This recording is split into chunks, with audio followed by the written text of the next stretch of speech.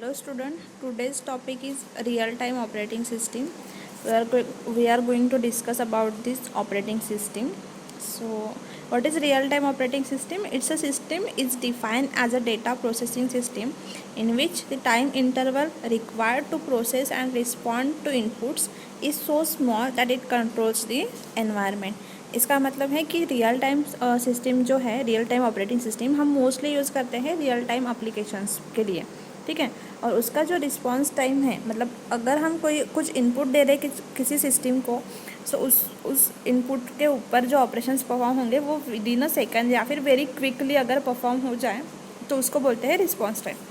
सो वो जो response time है सो वेरी इमीडिएट होना चाहिए, क्विक होना चाहिए, ठीक है। फिर है the time taken by the system to respond to an input and display of required updated information is term as response time. तो रिस्पॉन्स टाइम क्या होता है? जो टाइम होता है पूरा प्रोसेसिंग के लिए इनपुट देने के बाद टिल आउटपुट मिलने तक, उसको हम बोलेंगे response time. So in this method the response time is very less as compare to online processing. जो भी ऑनलाइन प्रोसेसेस होती है उस सबसे हम रियल टाइम ऑपरेटिंग सिस्टम जो यूज़ करेंगे उस पर रिस्पॉन्स टाइम सबसे लेस होना चाहिए। Real time operating system must have well defined fix time constant, otherwise the system will fail. क्योंकि अगर हम मतलब रियल टाइम ऑपरेटिंग सिस्टम में कुछ डेडलाइंस होती है, with in a deadline, with in that deadline अगर हम हमारी सिस्टम वर्क करे तो वो सक्सेसफुल होगी, अदरवाइज सिस्टम फेल हो जाएगी, ठीक है। क्योंकि real time operating system work होंगी रियल टाइम एप्लीकेशंस के ऊपर। सो रियल टाइम एप्लीकेशंस कैसे होती है? वो बेस होती है एनवायरनमेंट पे, डिपेंड होती है एनवायरनमेंट पे। सो इसलिए there is a deadline for real time operating system, okay, and it is same like other operating system. It work like an interface between the other hardwares and the real time applications. उसके बाद real time operating system two times में divide किए हुए हैं। First है hard real time operating system, that is hard RTOS, जिसमें deadlines जो होती है वो स्ट्रिक्टली फॉलो होती हैं। और सेकेंड होती है जो soft real time operating system, जहाँ पे डेडलाइन स्ट्रिक्टली फॉलो करने की ज़रूरत नहीं है, लेकिन अगर again and again deadline miss हो गई तो वो सिस्टम फेलर हो सकती है, ठीक है। तो डेडलाइन स्ट्रिक्टली फॉलो करने की ज़रूरत तो नहीं है, बट स्टिल हमें विद इन अ डेडलाइन या फिर कुछ सेकेंड का अगर डिफरेंस है तो भी वो soft real time operating system में चल जाएगा, ठीक है। लेकिन hard real time operating system वो डेडलाइन जो है वो स्ट्रिक्टली फॉलो होनी चाहिए। उसके बाद वन एग्जांपल है रियल टाइम ऑपरेटिंग सिस्टम का।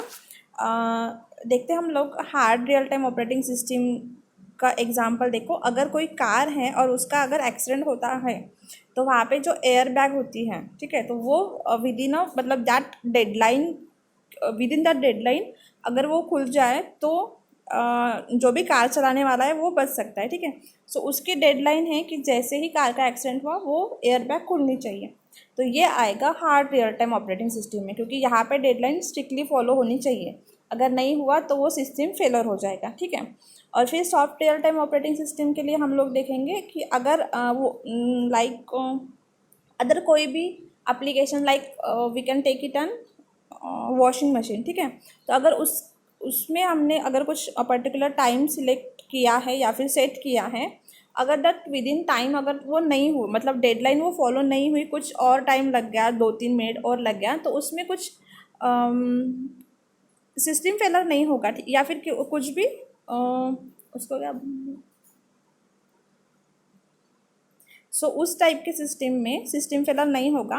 और टाइम भी अगर एक्स्ट्रा लग गया तो भी नो वरीज, ठीक है। सो उस टाइप के सिस्टम को हम बोलेंगे सॉफ्ट रियल टाइम सिस्टम। हाँ, लेकिन अगर वो timing again and again occur हो जाए, मतलब डेडलाइन फॉलो नहीं होती, तो वहाँ पे सिस्टम फेलर हो सकता है, ठीक है। उसके बाद हम कुछ एडवांटेजेस है रियल टाइम ऑपरेटिंग सिस्टम के, लाइक वर्क डन है जो विद इन डेडलाइन ख़त्म होते हैं। उसके बाद टास्क शिफ्टिंग जो है वो वेरी फास्ट होती है as compare to other operating system, क्योंकि ये रियल टाइम है तो यहाँ पे टास्क बहुत जल्दी जल्दी शिफ्ट हो सकता है, ठीक है। फिर उसके बाद एरर फ्री होती है रियल टाइम ऑपरेटिंग सिस्टम। यहाँ पे एरर की कोई भी गुंजाइश नहीं हो सकती, क्योंकि अगर वैसे हुआ तो सिस्टम फेल हो सकती है।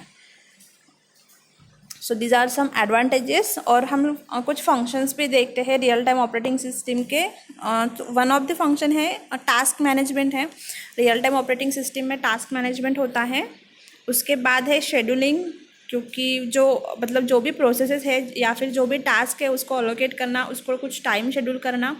फिर होता है रिसोर्स अलोकेशन, जो रिसोर्सेस अवेलेबल है उसको अलोकेशन, वो भी रियल टाइम ऑपरेटिंग सिस्टम में होते हैं, उसके फंक्शंस होते हैं। और नेक्स्ट वन इज है इंटरप्ट हैंडलिंग, ठीक है। सो वो भी एक वन ऑफ द फंक्शन है इंटरप्ट हैंडलिंग का, तो जो रियल टाइम ऑपरेटिंग सिस्टम में एक्चुअली परफॉर्म होता है।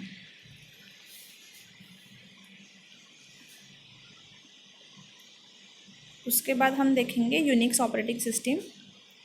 सो Unix operating system is a set of program that act as a link between computer and the user.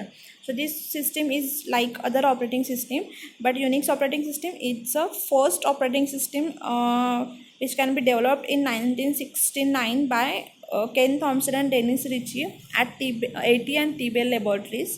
So the computers program that allocate the system resources and coordinates all the details of computer is called as operating system, or it is also called as the kernel, ठीक है। उसको हम operating system भी बोलेंगे या फिर colonel भी बोल सकते हैं। फिर उस वहाँ पे see here in Unix architecture, Unix operating system का आर्किटेक्चर है। इसमें हम देख रहे हैं एप्लीकेशन प्रोग्राम्स हैं, फिर शेल है, कर्नल है और हार्डवेयर है, ठीक है। So like other operating system, Unix operating system भी हार्डवेयर और एप्लीकेशन प्रोग्राम का इंटरफेस होती है।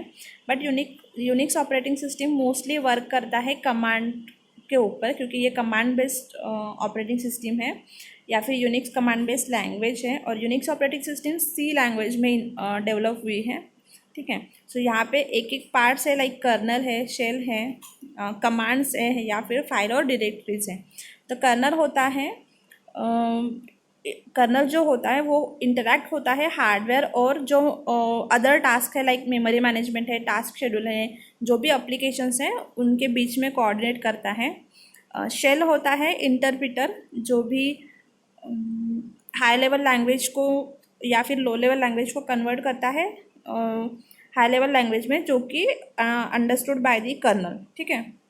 जो भी यूज़र थ्रू जो कमांड आएंगी उसको वो कन्वर्ट करेगा to understand by the kernel, तो वो होता है शेल। उसके बाद है कमांड और यूटिलिटीज़। तो एज यूनिक्स लैंग्वेज और Unix operating system works on the command interpreter. So यहाँ पर डिफरेंट कमांड्स होती हैं जिसका यूज़ करके हम टास्क परफॉर्म करेंगे। और उसके बाद लास्ट वन है फाइल्स और directories. So all data of Unix is organized into some files and that files are stored into some directories. तो और वो जो डायरेक्टरी हैं जो एक ट्री स्ट्रक्चर में होती है उसको हम बोलेंगे file system. So these are the Unix architecture of the Unix operating system. Thank you.